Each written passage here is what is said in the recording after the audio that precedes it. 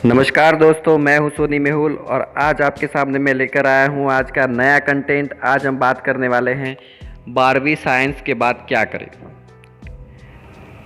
अब आपके 12वीं के एग्ज़ाम भी ख़त्म हो चुके होंगे, तो अब बहुत लोगों के मन में सवाल उठता होगा कि अब वो आगे क्या करें। 12वीं में वैसे दो फील्ड आती है, मैथ्स और बायोलॉजी। तो आज हम उसके बारे में डिटेल में आपको मैं जानकारी दूंगा कि आप 12वीं के बाद कौन कौन सी फील्ड या आपका अच्छा फ्यूचर बनाने के लिए आप किस में जा सकते हैं। अच्छा, तो अब हम बात करते हैं, लेकिन उससे पहले बता दूं कि अब तक अगर आपने मेरा चैनल सब्सक्राइब नहीं किया है तो सब्सक्राइब कीजिए, लाइक कीजिए और बहुत ज़्यादा शेयर कीजिए अगर आपको वीडियो पसंद आ जाए तो चलिए बात करते हैं कि 12वीं क्लास के बाद हम क्या करें। ये सवाल हर 12वीं में पढ़ रहे छात्र के मन में होता है कि आखिर वो 12वीं के बाद करे क्या।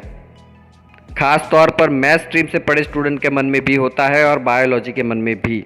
बाकी स्ट्रीम के स्टूडेंट के लिए तो लिमिटेड ही ऑप्शन होते हैं, लेकिन मैथ स्टूडेंट के लिए कई सारे ऑप्शन होते हैं जो 12वीं के बाद कई सारी फील्ड में जा सकते हैं। लेकिन सही ऑप्शन चूज़ करना वो स्टूडेंट पर ही निर्भर है, क्योंकि उन्हें अपना करियर बनाने के लिए अच्छा ऑप्शन चुनना पड़ता है जो उनकी मर्जी पर आधारित है। तो चलिए आज हम सबसे पहले बात करते हैं 12वीं में मैथ्स फील्ड के बारे में कि अगर आपने मैथ स्ट्रीम का 12वीं में साइंस में चुनाव किया है तो उसके बाद आप क्या कर सकते हैं। 12वीं क्लास के बाद क्या करें। अगर आप 12वीं में पढ़ रहे स्टूडेंट के मन में होता तो है ही, 12वीं में मैथ्स अगर आपने लिया है तो उसके बाद आप इंजीनियरिंग में जा सकते हैं। 12वीं के बाद मैथ्स के बहुत ज़्यादा स्टूडेंट छात्र इंजीनियर ही करते हैं। दरअसल 10वीं के बाद मैथ्स लेने के पीछे उनका मकसद इंजीनियरिंग करना ही होता है। 10th से आप IIT की तैयारी भी करते हैं और फिर किसी अच्छे इंजीनियरिंग कॉलेज में भी एडमिशन लेकर अपना करियर बना सकते हैं। इंजीनियरिंग में भी आप अपनी रुचि अनुसार करियर बना सकते हैं। इसमें भी ढेर सारे ब्रांच जैसे कि मैकेनिकल इंजीनियर है, इलेक्ट्रॉनिक्स इंजीनियर है, रोबोटिक्स इंजीनियर, ऑटोमोबाइल, टेक्सटाइल आदि होते हैं जिनमें आप अपना करियर बना सकते हैं। अगर आपका इंटरेस्ट मैथ्स के साथ साथ साइंस में भी है तो आप BSc भी कर सकते हैं। BSc का फुल फॉर्म है बैचलर ऑफ साइंस। इसमें कई तरह के सब्जेक्ट हैं जैसे कंप्यूटर, मैथ्स, स्पेस साइंस आदि में होते हैं। इसके अलावा आप robotic science, dairy science, microbiology में एक्सपर्ट बनकर अपना करियर भी बना सकते हैं। साइंस फील्ड में आपके लिए ढेरों ऑप्शंस मौजूद रहते हैं और उसमें भी एक ऑप्शन और भी है, वो है मैनेजमेंट का। आपका इंटरेस्ट अगर मैनेजमेंट फील्ड में है तो आप 12 मैथ्स करने के बाद ये फील्ड भी आपके लिए खुली रहती है। आप चाहें तो 12वीं के बाद BBA और MBA भी कर सकते हैं या फिर किसी सब्जेक्ट में ग्रेजुएशन के CAT एग्ज़ाम देकर MBA भी कर सकते हैं। आजकल IIM से MBA को काफ़ी ज़्यादा प्रेफरेंस दी जाती है। यहाँ से MBA करने वालों को अच्छा वेतन भी मिलता है। और हाँ, यदि आप विदेश से MBA करना चाहते हैं तो आपको GMT एग्ज़ाम देनी होती है। GMT एग्ज़ाम की पूरी डिटेल मैं आपको बाद में वीडियो में ज़रूर बताऊंगा, लेकिन सबसे पहले हम 12वीं मैथ्स की बात करते हैं। 12वीं में मैथ्स लेने के बाद आप पत्रकारिता जर्नलिस्ट का भी कोर्स कर सकते हैं। 12वीं के बाद आप BA इन मास कम्युनिकेशन करके फील्ड में भी अपना करियर बना सकते हैं। इस फील्ड में पढ़ाई से ज़्यादा आपको इंटरेस्ट ज़रूरी है।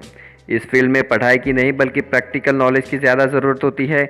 और इस फील्ड में अगर आपका अच्छा इंटरेस्ट है तो आप पत्रकार, न्यूज़ एंकर, कैमरामैन, रिपोर्टर है, कंटेंट राइटर, फ़ोटो जर्नलिज़्म बहुत कुछ बन सकते हैं। अगर आप 12वीं में मैथ्स लिया है तो मैथ्स लेने के बाद आप शिक्षा के क्षेत्र में भी अपना करियर बना सकते हैं। 12वीं के बाद आपको जो भी विषय पसंद है पहले उसमें ग्रेजुएशन करें और फिर BEd का कोर्स करें। इस कोर्स को करने के बाद आप किसी भी संस्था में स्टूडेंट को पढ़ा सकते हैं, लेकिन पढ़ाने के लिए आपका इंटरेस्ट बहुत ज़रूरी है। कहते हैं ना, अगर आप किसी भी फील्ड में जाओ तो सबसे पहले आपका इंटरेस्ट होना ज़रूरी है। आपको पूरा कॉन्फिडेंट होना चाहिए कि नहीं, मुझे यही बनना है तो मैं इसी फील्ड में जाऊँगा। अगर आपका खुद का पढ़ाने का इंटरेस्ट नहीं है तो आप स्टूडेंट को पढ़ाने के लिए मोटिवेट भी नहीं कर पाएंगे। और हाँ, आप 12वीं में के बाद गवर्नमेंट जॉब की भी तैयारी कर सकते हैं। अगर आपका इंटरेस्ट सरकारी नौकरी में है तो 12वीं के बाद आप सरकारी नौकरी की तैयारी कर सकते हैं, लेकिन इनके लिए ग्रेजुएशन तो ज़रूरी है। ग्रेजुएशन करने के दौरान आप ध्यान रखें कि आपको वही कोर्स चुनना है जो आपकी सरकारी नौकरी की तैयारी में काम आ सके। सरकारी नौकरी के लिए आप 12वीं के बाद ही शुरू करें ताकि कॉलेज पास आउट होते ही आपकी नौकरी लग जाए। और हम बात करेंगे अब बायोलॉजी स्टूडेंट के बारे में। वैसे कई सारे स्टूडेंट बायोलॉजी भी पसंद करते हैं। बायोलॉजी में भी बहुत सारे ऑप्शन हैं जिसके लिए मैं आपको धीरे धीरे इस वीडियो में ज़रूर बताऊंगा। 10वीं बात पास करने के बाद कुछ लोग मैथ्स तो कुछ लोग कॉमर्स जैसे विषयों को भी पसंद करते हैं। बहुत सारे लोग अलग अलग फील्ड में जाते हैं। तो अब हम बात करेंगे बायोलॉजी की। मैथ्स, फिजिक्स, केमिस्ट्री आमतौर पर पीसीएम कहा जाता है। इसके अलावा एक विषय ऐसा भी है जिसके बारे में छात्रों को ज़्यादा जानकारी नहीं होती। हम बात कर रहे हैं बायोलॉजी की, जिसको पीसीबी भी कहा जाता है। इसमें फिजिक्स, केमिस्ट्री, बायोलॉजी मुख्य विषय होते हैं और बहुत से लोग डॉक्टर बनना चाहते हैं तो वो 10वीं के बाद साइंस में बायोलॉजी का ही ऑप्शन चूज़ करते हैं। वैसे बायोलॉजी देखा जाए तो करियर के हिसाब से बहुत ही अच्छा सब्जेक्ट है, क्योंकि ज़्यादातर लोग इस विषय को नहीं चुनते और इसीलिए इसमें कंपटीशन भी बहुत कम है, जो कि इसको अपने आप में ही बेहतर चुनाव बनाता है। अगर आपने भी 12वीं कक्षा बायोलॉजी से पास की है तो ये वीडियो आप ही के लिए है। आज हम आपको बताएंगे कि बायोलॉजी के बाद क्या करें और इसमें अच्छा करियर कैसे बनाएं। जब भी आप बायोलॉजी को अपने विषय के रूप में चुनते हैं तो लोग सोचते हैं कि आगे चलकर डॉक्टर या फिर उसी तरह की किसी प्रोफेशन को करेंगे। ये धारणा पूरी तरह से गलत है, क्योंकि बाकी विषयों की तरह बायोलॉजी में भी सिर्फ डॉक्टर नहीं बना जा सकता, बहुत कुछ भी बना जा सकता है जो इस वीडियो में मैं आपको बताऊंगा। बल्कि कई भी चीज़ें हैं जो आपको बायोलॉजी के बाद भी आप कर सकते हैं। अब हम बात करते हैं बायोलॉजी में सबसे पहले MBBS, bachelor of medicine and bachelor of surgery. Biology के छात्र की पहली पसंद डॉक्टर बनना ही होता है और उसके लिए आपको MBBS करना पड़ता है। MBBS के लिए अच्छी सरकारी कॉलेजों में भी एडमिशन के लिए छात्रों को अलग अलग तरह के एंट्रेंस एग्ज़ाम भी देने पड़ते हैं। जैसे कि बायोलॉजी के लिए एग्ज़ाम आती है नीट और मैथ्स वालों के लिए आती है JEE। एग्ज़ाम दिए बिना आप कोई भी सरकारी कॉलेज में एडमिशन नहीं ले सकते, बल्कि बहुत मुश्किल है। और कोई भी प्राइवेट कॉलेज से आप MBBS की डिग्री काफ़ी मुश्किल हो सकती है। और आप नीट की एग्ज़ाम देने के बाद आप एंटर भी कर सकते हैं और एडमिशन भी ले सकते हैं। दूसरा कोर्स आता है BHMS, bachelor of homeopathy medicine and surgery. ये कोर्स भी 5 साल का होता है और इसमें भी नीट के एंट्रेंस को क्वालिफाई करने के बाद ही एडमिशन आपको मिलता है। इसमें आप लेक्चर, डॉक्टर, साइंटिस्ट जैसी कई अलग अलग तरह की नौकरी आपको मिल सकती है। इसमें लोगों का ज़्यादा रुझान काम होने की वजह से आसानी से एंट्रेंस में अच्छे नंबर की वजह से सीटें मिल सकती हैं। तीसरा कोर्स आता है BAMS, bachelor of Ayurvedic medicine and surgery. वैसे ये डिग्री 3 साल की होती है। इसको करने वाले छात्रों को आसानी से तकरीबन 40 से 50 हज़ार रुपये की महीने की नौकरी भी मिल सकती है। फिर चौथा कोर्स आता है BUMS, बैचलर ऑफ यूनानी मेडिसिन एंड सर्जरी। यूनानी इलाज का एक बहुत ही पुराना तरीका है और आज के समय में इससे जुड़ा कोर्स भी कॉलेज में कराया जाता है, जो कि लगभग 5.5 साल का होता है।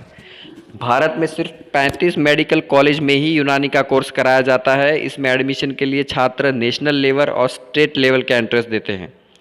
यूनानी कोर्स करने वाले छात्रों को हकीम कहा जाता है। वह प्राइवेट प्रैक्टिस भी कर सकते हैं। इसमें आप आराम से 15 से 20 हज़ार रुपये कमा सकते हैं। और आपको बता दूं कि इसमें उर्दू जो भाषा बोलते हैं उसको भी महत्व दिया जाता है। अब 5वां कोर्स है BDS, bachelor of dental surgery. ये कोर्स भी आपके नाम के आगे डॉक्टर जोड़ देगा। मेहंदी क्षेत्र में यह छात्रों की दूसरी सबसे पसंदीदा डिग्री मानी जाती है।